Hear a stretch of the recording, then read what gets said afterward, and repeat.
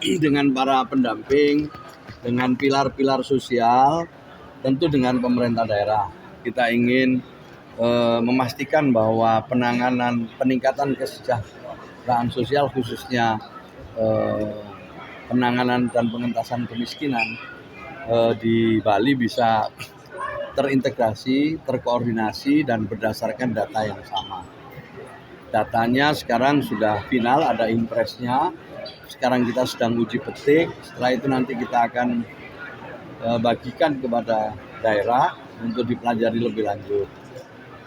Tentu data ini perlu dimutakhirkan terus, ya, karena dinamis, ada yang wafat, ada yang pindah tempat, gitu. Tapi kalau datanya sama, nanti kita akan mengintervensinya itu lebih terarah,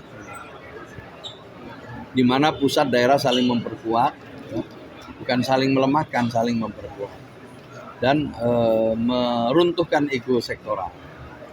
Kami bergembira karena Bali, ya, secara umum itu penurunan kemiskinannya terjaga, ya, setiap tahunnya, baik tingkat provinsi maupun kabupaten kota. Tinggal sekali lagi dengan data yang terbaru sesuai arahan Presiden ini, mudah-mudahan nanti penurunannya lebih signifikan. Kita percaya kalau kerja bareng itu lebih efektif lah daripada kita kerja sendiri-sendiri. Nah, sekarang gubernurnya baru, wakil gubernurnya baru, bupati, wakil bupatinya baru, wali kota, wakil wali kotanya baru.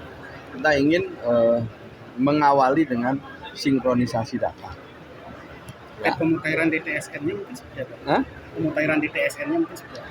Ya, akan tetap kita mutakhirkan setiap 3 bulan sekali. Jadi kalau dulu itu datanya setahun sekali, ini 3 bulan sekali. Jadi bisa jadi di triwulan pertama orang dapat, di triwulan kedua atau mungkin di triwulan berikutnya nggak dapat, gitu. Karena kita akan terus koordinasi dengan bupati wali kota untuk memastikan bahwa data kita itu sesuai dengan kenyataan. Keluhan-keluhan selama ini kan yang utama itu tidak tepat sasaran. Dan memang benar adanya itu. Dari data yang terbaru itu kita dapatkan itu. Jadi ada ketidaktepatan sasaran. Berapa persen kira-kira yang tidak tepat sasaran? Ya, ini masih terus dipastikan aja, ya. Tapi ya kira-kira di atas 10% lah. Artinya datanya sudah final? Ya sudah final, tapi kan masih kita uji petik lagi. Jadi kita mesti pastikan sekali lagi, setelah itu nanti kita akan rilis. Tapi tampaknya ya, sementara saya tidak bisa memastikan, tampaknya di atas 10%. Ada perbedaan pola Pak? Mungkin ini kan ada keterlibatan BPS. Iya, ya semua BPS yang menentukan. Jadi ke depan pemutakhiran itu oleh BPS. Jadi sekarang tunggal aja. Jadi yang diberi tugas untuk pemutakhiran itu adalah BPS. Tapi penyalurannya, saluran untuk melakukan pemutakhiran itu bisa lewat Kementerian Sosial. Oke. Salurannya aja. Oke, Gus, terkait penyaluran bantuan sosial sampai saat ini seperti apa? Lancar. Kalau bantuan sosial sampai sekarang udah lancar. Kita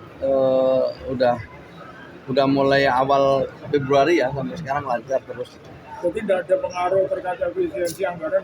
Sekali lagi nggak ada. Terkait dengan soal bansos itu jelas tidak dipotong, bahkan Presiden itu akan menambah jika diperlukan. Tetapi tentu berdasarkan data yang akurat tadi. Itu aja, kuncinya itu. Ya, jadi tidak perlu dikhawatirkan kalau yang menyangkut untuk program rakyat. Pak Menteri, ada rencana membentuk desa bebas miskin, Pak? Ya, nanti kita akan cari model, ya, dengan provinsi, dengan kabupaten kota. Kita akan cari model desa yang katakanlah yang tadi mengentaskan kemiskinan dengan cepat, dengan langkah terpadu, ya. Kalau bisa ya dikatakan tadi daerah yang sudah terbebas dari kemiskinan. Ada tugas-tugas yang diberikan untuk kepala daerah, Pak, untuk menangani kemiskinan? Iya, jelas tadi soal pemutakhiran. Yang kedua soal sinergi program, ya.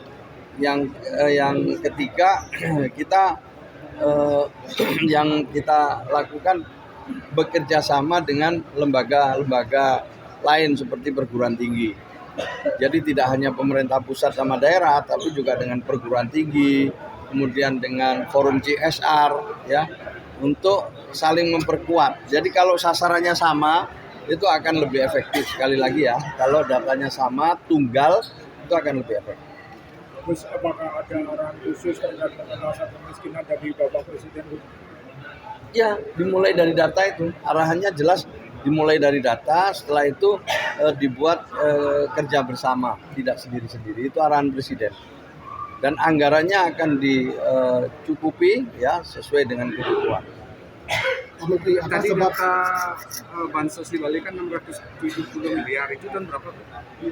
Tahun ini yang direncanakan di tahun kemarin. Nah, tentu nanti di dalam pelaksanaannya akan ada sedikit perubahan atau mungkin banyak perubahan sesuai dengan data ya. Tapi ini data yang terjadi di tahun 2024. Kalau kemiskinannya turun, tapi kemiskinan ekstrimnya meningkat. Ini yang akan intervensi yang akan diperiksa lebih lanjut. Kalau jumlah orang miskin sekarang, kalau tadi kan persentase, kalau ini jumlah orang miskin masih terbanyak itu di 3 provinsi, Jawa Timur, Jawa Tengah, dan Jawa Barat. Itu jumlah yang menentukan BPS. Ini saya cuma menyampaikan temuannya BPS. Ya, jadi tapi apapun data dari BPS itu kita yakini sesuai dengan kenyataan dan kita ingin mengatasi bersama-sama ke depan. Kita targetnya miskin ekstrim dalam 2 tahun ini maksimal, kalau bisa tahun ini sudah 0%. Sementara tahun 2029 kemiskinan yang sekarang 8,57% itu bisa turun di bawah 5%. Kalau boleh tahu Pak Menteri, apa sih penyebab ini ada kemiskinan itu apa sih menurut Pak Menteri? Ya banyak faktor ya.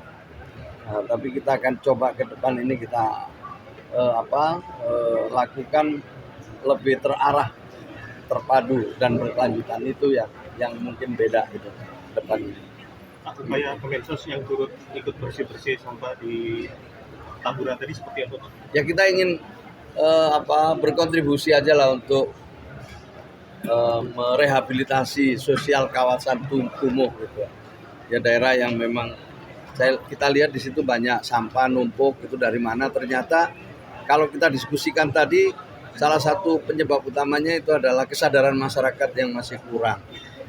Maka itu kita ingin berkontribusi untuk membangun kesadaran masyarakat itu, bahwa pemerintah sudah bekerja, kalau masyarakatnya buang sampah sembarangan ya hasilnya nggak nampak gitu. Nah, kita akan fokus kepada kesadaran masyarakat. Ya, oke, terima kasih.